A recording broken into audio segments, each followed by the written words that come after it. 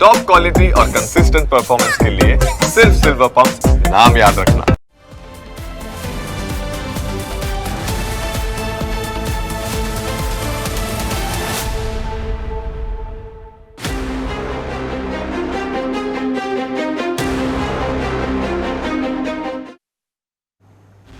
શું તમને એ વાતનો ખ્યાલ છે કે તમારા વિસ્તારના કામો કેવી રીતે થાય છે? ચૂંટાયેલા નેતાઓએ કઈ રીતે કામગીરી કરવાની હોય છે? કોઈ પણ કામગીરી માટે કેવી રીતે બજેટની ફાળવણી કરવામાં આવે છે? સરકારની વિવિધ યોજનાઓનો અમલ કોણ કરાવે છે? આ તમામ સવાલોને લઈ ઘણા લોકો મૂંઝવણમાં રહેતા હોય છે. ત્યારે આજે અમે તમને સ્થાનિક સ્વરાજનો વહીવટ કેવી રીતે ચાલે છે તેની વિગતવાર વાત કરીશું. ગુજરાતના એક નાના ગામથી માંડીને મોટા શહેર સુધી સ્થાનિક સ્વરાજ્ય એટલે એક અદ્ભુત વ્યવસ્થા છે. એવી વ્યવસ્થા જેમાં જનતામાંથી જ એક સામાન્ય માણસને ચૂંટણી પછી અચાનક જવાબદારીનો બોજ અને સેવાનો અવસર મળે છે. તેવામાં આખી આ સિસ્ટમ કેવી રીતે ચાલે છે તે અમે તમને જણાવી રહ્યા છે. કલ્પના કરો, રાહુલ નામનો એક યુવાન રાજ્યના કોઈ એક તાલુકામાંથી તાલુકા પંચાયતના સભ્ય તરીકે ચૂંટાયો. તે તાલુકા પંચાયતની કચેરીમાં પહોંચ્યો, જ્યાં તાલુકા વિકાસ અધિકારીએ તેનું સ્વાગત કર્યું અને શરૂ થઈ તાલુકા પંચાયતના સભ્યની સફર. રાહુલની પ્રથમ સભા તાલુકા પંચાયતના હોલમાં ભરાઈ. અહીં બીજા 15થી 20 સભ્યો પણ આવ્યા. બધાની હાજરીમાં ટીડીઓએ બજેટની ફાઇલ ખોલી અને કહ્યું કે આ વર્ષે કેન્દ્ર અને રાજ્ય સરકારે 15મા નાણાં આયોગની 5 કરોડની ગ્રાન્ટ મોકલી છે. રાહુલે તેના વોર્ડના લોકોની સમસ્યાઓ યાદ કરી. ગામમાં ગટર બેક મારે છે, રસ્તા ખરાબ છે, પાણીની લાઈન જૂની થઈ ગઈ છે. આ બધી સમસ્યાઓ યાદ કરીને તે ઊભો થયો અને પ્રસ્તાવ મૂકતા કહ્યું કે સાહેબ, અમારા વોર્ડમાં એક નવો રસ્તો અને પાણીની પાઇપલાઇનની જરૂર છે.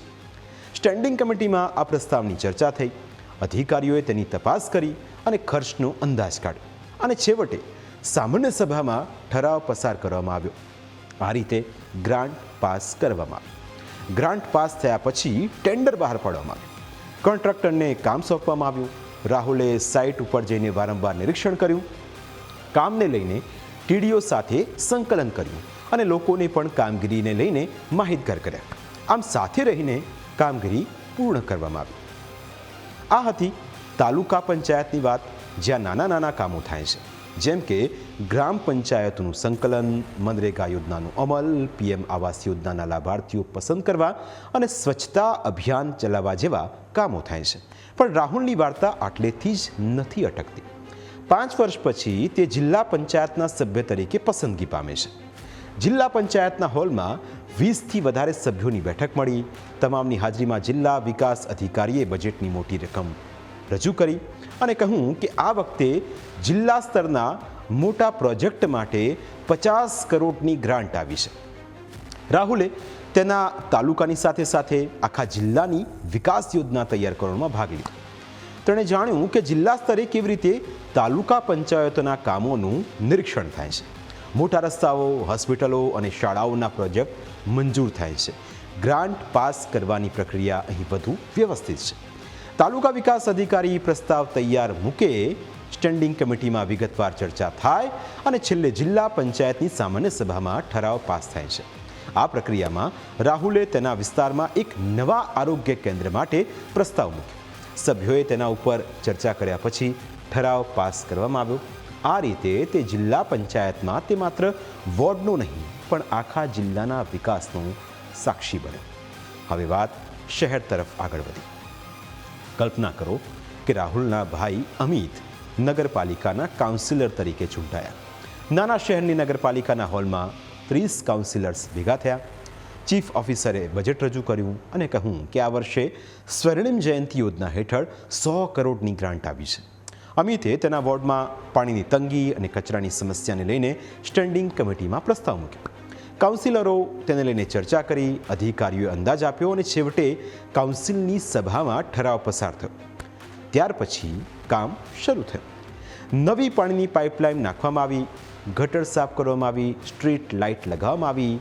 અમિત રોજ પોતાના વોર્ડમાં ફરવા લાગ્યો, લોકોની ફરિયાદો નોંધવા લાગ્યો અને કામને લઈ અધિકારીઓ સાથે સંકલન સાધવા લાગ્યો.